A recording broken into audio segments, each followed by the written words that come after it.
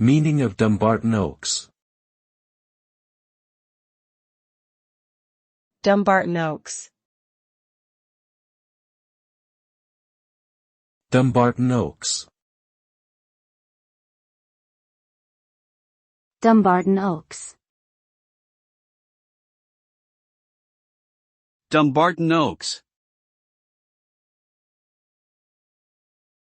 Dumbarton Oaks is the name of an estate located in Georgetown, Washington, D.C. that was purchased by Robert Woods Bliss and his wife in 1920.